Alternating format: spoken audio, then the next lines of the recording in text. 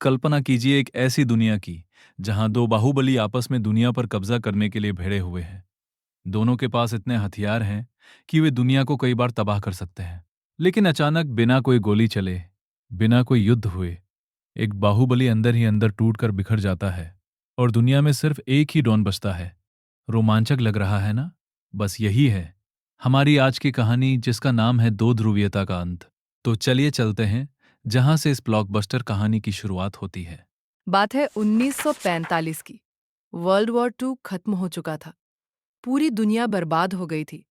बस दो देश ऐसे थे जो सबसे ताकतवर बनकर उभरे। आप इन्हें दुनिया के दो डॉन या बॉस मान सकते हैं। पहला था अमेरिका। इसकी सोच थी पूंजीवाद, कैपिटलिज्म। मतलब प्राइवेट कंपनी खोलो, खूब पैसा कमाओ, आजादी से जियो, जो जितना कमाएगा वो उतना अमीर होगा। और दूसरा था सोवियत संघ, यानी आज का रूस, और उसके साथ 14 और देश। इसकी सोच थी साम्यवाद, कम्युनिज्म। मतलब कोई अमीर या गरीब नहीं होगा, सब कुछ सरकार का होगा। कोई प्राइवेट बिजनेस नहीं, कोई प्राइवेट प्रॉपर्टी नहीं होगी, सब बराबर होंगे। पूरी दुनिया इन दो गुटों में बट गई। आधी दुनिया अमेरिका के साथ, आधी सोवियत संघ के साथ। दुनिया के इस दो हिस्सों में बंट जाने को ही राजनीति में दो ध्रुवीयता कहते हैं। इन दोनों के बीच 45 सालों तक वर्चस्व की एक ऐसी जंग चली जिसमें सीधे तौर पर गोलियां नहीं चली, लेकिन दोनों ने एक दूसरे को तबाह करने के लिए हजारों परमाणु बम बना लिए। डर और हथियारों की इस रेस को शीत युद्ध कहा गया। इस चैप्टर में हम पढ़ेंगे कि आखिर ऐसा क्या तूफान आया कि एक दिन अचानक सोवियत संघ ताश के पत्तों की तरह ढह गया और दुनिया से दो ध्रुवीयता हमेशा के लिए खत्म हो गई। तो सबसे पहले समझते हैं कि सोवियत प्रणाली क्या थी और इसमें क्या गड़बड़ थी। 1917 में रूस में एक क्रांति हुई जिसे रूसी क्रांति कहते हैं। इस क्रांति के बाद 15 देशों को मिलाकर सोवियत संघ बनाया गया। दूसरे विश्व युद्ध के बाद पूर्वी यूरोप के कई देश जो फासीवाद से आजाद हुए थे, वो भी सोवियत संघ के कंट्रोल में आ गए। इन देशों के समूह को दूसरी दुनिया या समाजवादी खेमा कहा जाता था। इस प्रणाली की कुछ बहुत शानदार बातें थी। मजबूत अर्थव्यवस्था, बेहतरीन सुविधाएं और जनता की भलाई। अमेरिका को छोड़ दें तो सोवियत संघ दुनिया की सबसे बड़ी अर्थव्यवस्था था। यहाँ पेन से लेकर कार और हवाई जहाज तक सब कुछ देश के अंदर ही बनता था। यहाँ का संचार और परिवहन नेटवर्क, जैसे सड़कें और ट्रेन, बहुत शानदार था। सरकार ने हर नागरिक को न्यूनतम जीवन स्तर की गारंटी दे रखी थी। शिक्षा, स्वास्थ्य, बच्चों की देखभाल और रोटी मकान जैसी बुनियादी चीजें सरकार बहुत सस्ती दर पर, यानी सब्सिडी देकर जनता को देती थी। यहाँ बेरोजगारी बिल्कुल नहीं थी। पर गड़बड़ कहाँ थी? सबसे बड़ी गड़बड़ थी तानाशाही। सोवियत संघ में सिर्फ एक ही पार्टी, कम्युनिस्ट पार्टी का राज था। किसी दूसरी पार्टी या विपक्ष के लिए कोई जगह नहीं थी। जनता की आजादी छिन गई थी। जनता को बोलने की आजादी नहीं थी। अगर किसी को सरकार से शिकायत होती तो वो अखबार में नहीं लिख सकता था, बल्कि चुटकुलों और कार्टूनों के जरिए अपनी भड़ास निकालता था। अफसरशाही बहुत हावी हो गई थी और हर जगह भ्रष्टाचार फैल गया था। कहने को तो 15 देश मिलकर सोवियत संघ बने थे, लेकिन हर मामले में चलती सिर्फ रूस की थी।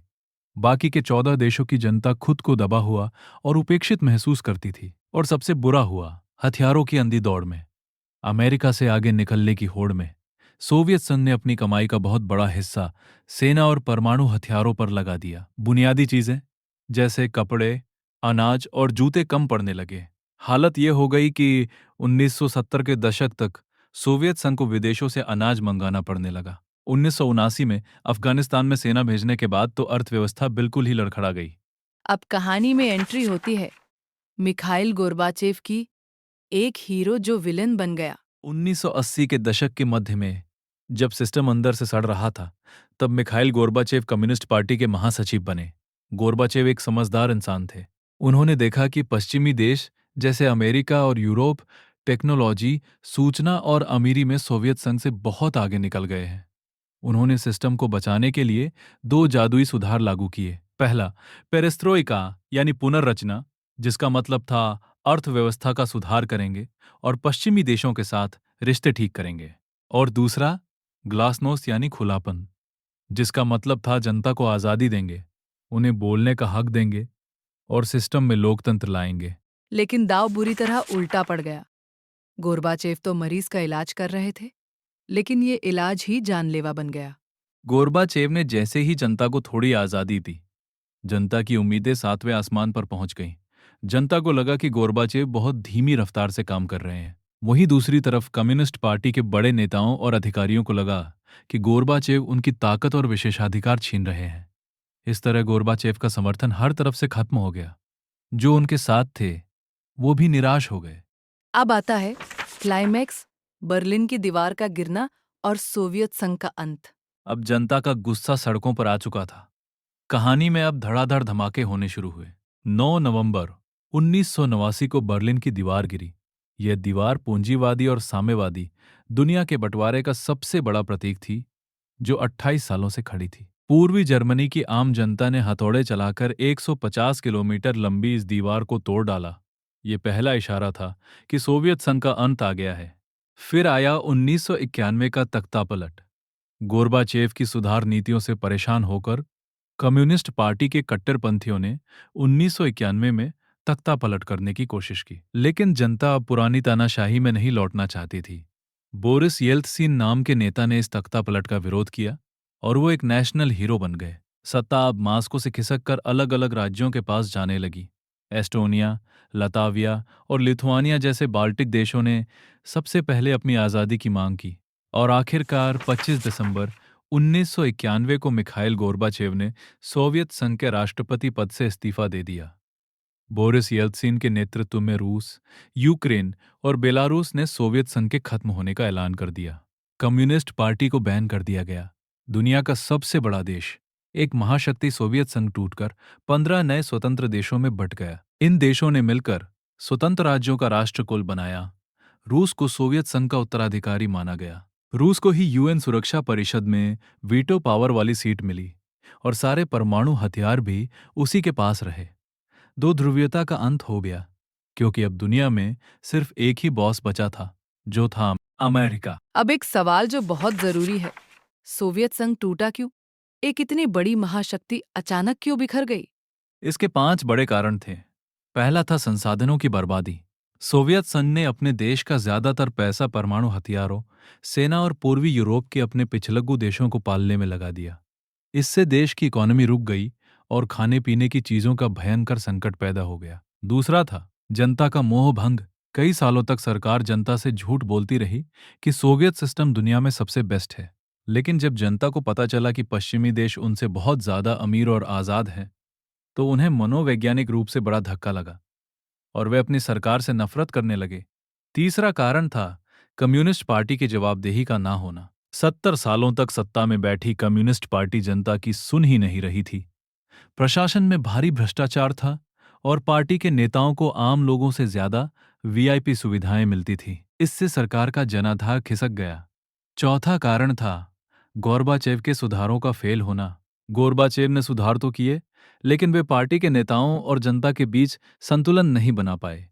और पांचवा और सबसे बड़ा तात्कालिक कारण था राष्ट्रवाद और संप्रभुता का उभार। रूस, यूक्रेन, जॉर्जिया और बाल्टिक देशों के लोगों में अपनी अलग पहचान, संस्कृति और आज़ादी की भावना भड़क उठी। उन्हें लगा कि मध्य एशियाई देशों को साथ रखने की भारी कीमत उन्हें चुकानी पड़ रही है। सोवियत संघ टूटने का दुनिया पर क्या असर हुआ? सबसे पहला असर, शीत युद्ध की समाप्ति। अमेरिका और सोवियत संघ की लड़ाई खत्म हो गई। हथियारों की रेस रुक गई और दुनिया ने चैन की सांस ली। दूसरा असर, एक ध्रुवीय विश्व का उदय। अब शक्ति का कोई संतुलन नहीं रहा। दुनिया में सिर्फ अमेरिका ही अकेली महाशक्ति बन बैठा। अमेरिका की देखा देखी अब पूंजीवादी अर्थव्यवस्था ही दुनिया की सबसे ताकतवर अर्थव्यवस्था बन गई। वर्ल्ड बैंक और अंतर्राष्ट्रीय मुद्रा कोष जैसी संस्थाएं देशों की सलाहकार बन गई। तीसरा असर, नए देशों का उदय। सोवियत संघ के टूटने से दुनिया के नक्शे पर 15 नए देश उभरे। हर देश की अपनी अलग पहचान और जरूरतें थीं। कुछ देश पश्चिमी देशों जैसे नाटो और यूरोपीय संघ के साथ जुड़ना चाहते थे, तो कुछ रूस और चीन के साथ। अब बात करते हैं शॉक थेरेपी की, एक ऐसा इलाज जिसने मरीज को ही मार डाला। सोवियत संघ तो टूट गया, लेकिन जो नए देश बने उन्हें एक मुश्किल दौर से गुजरना था। उन्हें साम्यवाद को छोड़कर पूंजीवाद की तरफ जाना था। वर्ल्ड बैंक और अंतर्राष्ट्रीय मुद्रा कोष ने इन देशों को रातों रात पूंजीवाद अपनाने का एक मॉडल दिया। इसे ही शॉक थेरेपी यानी आघात पहुंचाकर उपचार करना कहा गया। इसका सीधा सा मतलब था सरकारी कंपनियों को तुरंत प्राइवेट कर दो, सामूहिक खेती खत्म करके निजी खेती शुरू करो और पश्चिमी देशों के साथ मुक्त व्यापार करो और अपनी अर्थव्यवस्था को दुनिया के लिए खोल दो। वादा किया गया था कि इससे लोग अमीर बनेंगे, लेकिन शॉक थेरेपी के भयंकर परिणाम हुए। असलियत में इससे पूरी अर्थव्यवस्था तहस नहस हो गई। रूस में लगभग 90% सरकारी उद्योगों को प्राइवेट कंपनियों के हाथों कौड़ियों के भाव बेच दिया गया। इसे इतिहास की सबसे बड़ी गैराज सेल कहते हैं। रूस की करेंसी रूबल की वैल्यू बुरी तरह गिर गई। भयंकर महंगाई आ गई और लोगों की जीवन भर की जमा पूंजी डूब गई।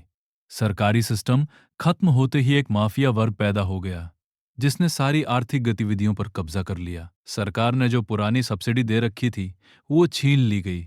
मिडिल क्लास लोग सड़कों पर आ गए। समाज दो हिस्सों में बंट गया, बहुत अमीर और बहुत गरीब। और जल्दबाजी में इन देशों ने संविधान बनाए जिससे लोकतंत्र कमजोर हो गया। ज्यादातर देशों में राष्ट्रपति को इतनी ताकत दे दी गई कि संसद कमजोर हो गई। तुर्कमेनिस्तान और उज्बेकिस्तान के राष्ट्रपतियों ने तो खुद को 10 से 20 सालों के लिए गद्दी पर बैठा लिया और तानाशाही शुरू कर दी। संघर्ष और तनाव, खून खराबा और बगावत। सोवियत संघ से आजाद हुए ज्यादातर देशों में शांति नहीं आई। वहां गृहयुद्ध, अलगाववाद और बाहरी ताकतों की दखलंदाजी शुरू हो गई। रूस के दो गणराज्यों चेचन्या और दागिस्तान में हिंसक अलगाववादी आंदोलन हुए। रूस की सेना ने चेचन विद्रोहियों पर अंधाधुंध बमबारी की, जिससे मानवाधिकारों का बहुत उल्लंघन हुआ। मध्य एशिया में भी हालत खराब थी।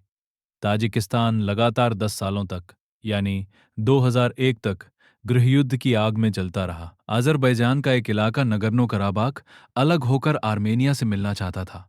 चूंकि इस पूरे इलाके में पेट्रोलियम का अथाह भंडार है, इसलिए अमेरिका, रूस और चीन जैसी बाहरी ताकतों ने यहां कब्जा जमाने के लिए अपनी चालें चलनी शुरू कर दी। खासकर 9/11 के हमले के बाद अमेरिका यहां अपने सैनिक ठिकाने बनाना चाहता था। पूर्वी यूरोप में चेकोस्लोवाकिया शांतिपूर्वक दो हिस्सों में बंट गया, चेक और स्लोवाकिया। लेकिन यूगोस्लाविया में सबसे भयानक जातीय संघर्ष हुआ। 1991 के बाद ये देश टूट गया और बोस्निया हर्जेगोविना, स्लोवेनिया और क्रोएशिया ने खुद को आज़ाद घोषित कर दिया। यहाँ इतना खून खराबा हुआ कि नाटो को बमबारी करके हस्तक्षेप करना पड़ा। अब आते हैं अपनी सबसे खास बात पर, भारत और रूस की पक्की जय वीरू वाली दोस्ती। भारत के संबंध साम्यवादी रह चुके सभी देशों से अच्छे हैं, लेकिन रूस के साथ भारत की दोस्ती सबसे गहरी है। भारत और रूस दोनों चाहते हैं कि दुनिया बहुध्रुवीय हो, यानी अंतर्राष्ट्रीय मंच पर सिर्फ अमेरिका की न चले, बल्कि कई देश मिलकर फैसले लें। सुरक्षा की जिम्मेदारी सबकी हो और फैसले संयुक्त राष्ट्र के जरिए हो। भारत को रूस से क्या फायदा है? रूस ने संयुक्त राष्ट्र में कश्मीर के मुद्दे पर हमेशा भारत का खुलकर समर्थन किया है। 1971 के युद्ध में भी रूस ने भारत की मदद की थी। भारत रूस के हथियारों का दुनिया का दूसरा सबसे बड़ा खरीदार है। क्रायोजेनिक रॉकेट से लेकर ब्रह्मोस मिसाइल तक दोनों देशों ने मिलकर काम किया है। जब भी तेल का संकट आया, रूस ने भारत को तेल दिया और अंतर्राष्ट्रीय आतंकवाद पर दोनों देश एक दूसरे को खुफिया जानकारी देते हैं। वहीं रूस को भारत से क्या फायदा है? भारत रूस के लिए हथियारों का एक बहुत बड़ा और पक्का बाजार है। भारत रूस से भारी मात्रा में तेल और ऊर्जा खरीदता है, जिससे रूस की अर्थव्यवस्था को फायदा होता है। 2001 में भारत और रूस के बीच 80 द्विपक्षीय समझौतों पर हस्ताक्षर हुए थे, जो इनकी दोस्ती को और मजबूत बनाते हैं। और हाँ, एक प्यारा सा सांस्कृतिक रिश्ता भी है। रूस और मध्य एशियाई देशों जैसे उज्बेकिस्तान में भारतीय संस्कृति और बॉलीवुड का जबरदस्त क्रेज है।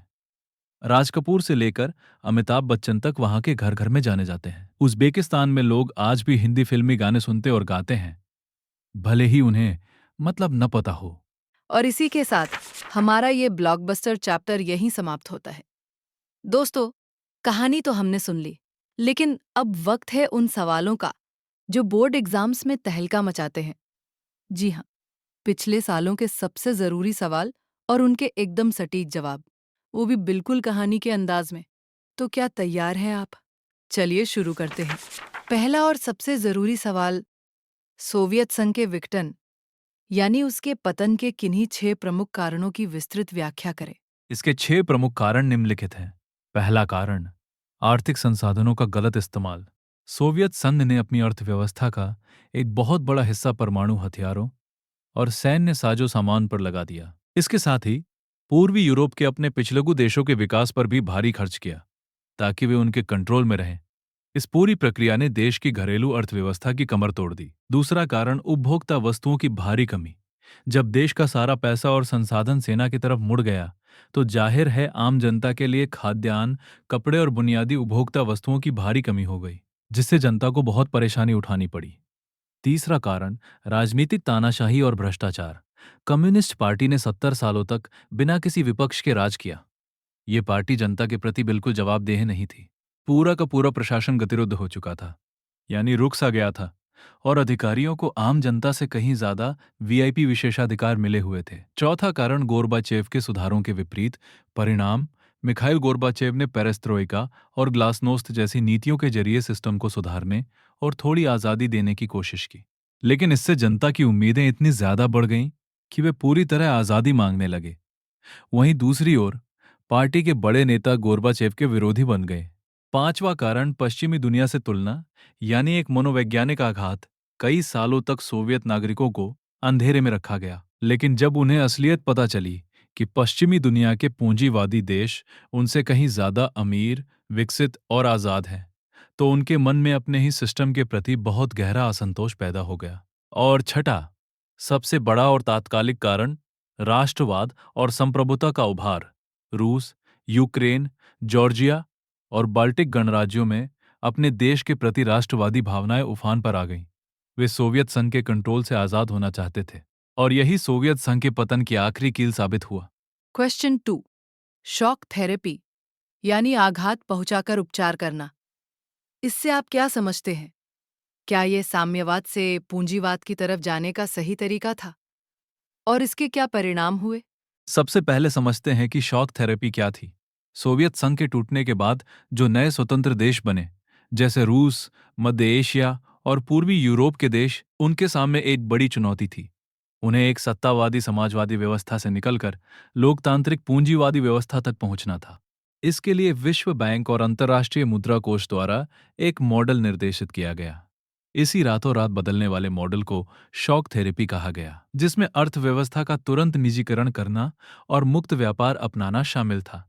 क्या यह सही तरीका था? बिल्कुल नहीं। यह तरीका पूरी तरह से विनाशकारी साबित हुआ। इसे धीरे धीरे लागू करने के बजाय अचानक से थोप दिया गया, जिससे इन देशों की अर्थव्यवस्थाएं पूरी तरह बर्बाद हो गईं। चलिए इसके 4 भयंकर परिणाम देखते हैं। पहला, इतिहास की सबसे बड़ी गैराज सेल। रूस में लगभग 90% सरकारी उद्योगों को निजी कंपनियों या व्यक्तियों को बहुत ही कम दामों में, यानी कौड़ियों के भाव बेच दिया गया। दूसरा परिणाम, रूसी मुद्रा रूबल में गिरावट और भयंकर महंगाई। रूस की करेंसी रूबल का मूल्य बहुत तेजी से गिर गया। महंगाई इतनी ज्यादा बढ़ गई कि लोगों की जीवन भर की जमा पूंजी बर्बाद हो गई। तीसरा परिणाम, समाज कल्याण का अंत और असमानता। सरकार ने जो पुरानी रियायतें और सब्सिडी दे रखी थीं, वो सब खत्म कर दी गईं, जिससे बहुत सारे लोग गरीबी के गर्त में चले गए। समाज में अमीर और गरीब के बीच एक बहुत गहरी खाई बन गई। चौथा परिणाम, माफिया वर्ग का उदय। इस भयंकर आर्थिक कमजोरी का फायदा उठाकर एक नया अपराधी वर्ग पैदा हुआ, जिसे माफिया कहा गया। इस वर्ग ने सभी बड़ी आर्थिक गतिविधियों पर अपना कब्जा जमा लिया। क्वेश्चन 3, शीत युद्ध के दौरान और शीत युद्ध के बाद यानी वर्तमान समय में भारत और रूस के संबंधों पर प्रकाश डालिए।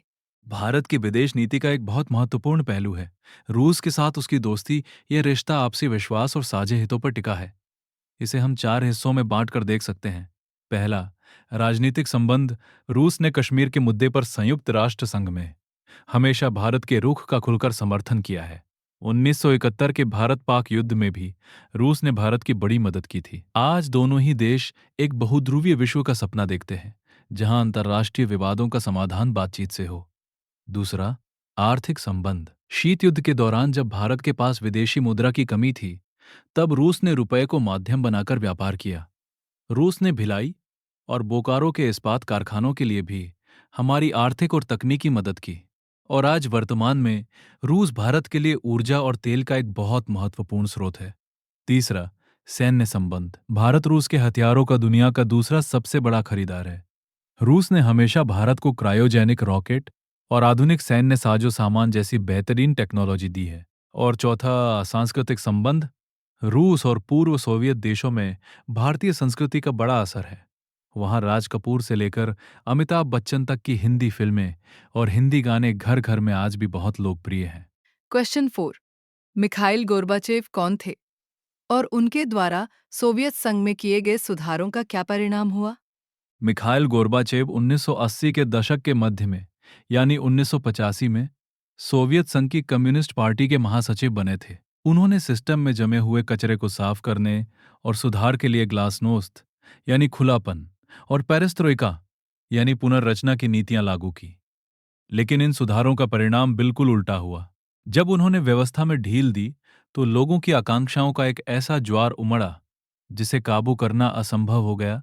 जनता का एक हिस्सा सोचता था कि गोर्बाचेव बहुत धीमी गति से सुधार कर रहे हैं। वहीं दूसरी तरफ कम्युनिस्ट पार्टी के नेता मानते थे कि वे बहुत जल्दबाजी कर रहे हैं। इसी खींचतान के बीच गोर्बाचेव ने अपना सारा जन समर्थन खो दिया और अंततः उनके यही सुधार सोवियत संघ के विघटन का सबसे बड़ा कारण बन गए। और अब आखिरी सवाल, क्वेश्चन 5। सोवियत संघ के विघटन के बाद विश्व राजनीति पर इसके क्या परिणाम हुए? विस्तार से समझाइए। सोवियत संघ के टूटने ने विश्व राजनीति की पूरी दिशा ही बदल कर रख दी। इसके 5 प्रमुख परिणाम सामने आए। पहला, शीत युद्ध का अंत। दशकों से अमेरिका और सोवियत संघ के बीच चल रही हथियारों की होड़ और वैचारिक लड़ाई हमेशा के लिए खत्म हो गई। दूसरा, एक ध्रुवीय विश्व का उदय। सोवियत संघ के पतन के बाद शक्ति का कोई संतुलन नहीं बचा। अमेरिका दुनिया की एकमात्र महाशक्ति बन गया और विश्व राजनीति एक ध्रुवी हो गई। तीसरा परिणाम, पूंजीवाद की ऐतिहासिक जीत। दुनिया भर में पूंजीवादी अर्थव्यवस्था और उदारवादी लोकतंत्र को सबसे बेहतरीन व्यवस्था मान लिया गया। विश्व बैंक और अंतर्राष्ट्रीय मुद्रा कोष जैसी संस्थाएं पूरी दुनिया पर हावी हो गई। चौथा, नए देशों का उदय। सोवियत संघ टूटकर 15 नए स्वतंत्र देशों में बंट गया, जैसे रूस, यूक्रेन और बेलारूस। इनमें से कई देशों ने बाद में नाटो और यूरोपीय संघ में शामिल होने का फैसला किया।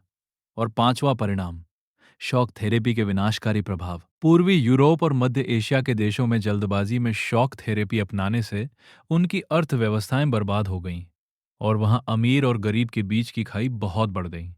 तो दोस्तों, वीडियो पसंद आई हो तो इस वीडियो को लाइक कीजिए। इस स्लाइड की पीडीएफ पाने के लिए हमारे टेलीग्राम को ज्वाइन कीजिए। अगर आपको कुछ पूछना हो तो नीचे कमेंट कीजिए और इस चैनल को सब्सक्राइब कर लीजिए, क्योंकि आपके सभी सब्जेक्ट के सभी चैप्टर्स की वीडियो आगे आने वाली है, जो आपके एग्जाम के लिए बहुत महत्वपूर्ण रहेगा। मैं आशा करती हूँ कि आप हमारे NCERT 5 चैनल से पढ़कर अपनी क्लास में टॉप करेंगे। धन्यवाद।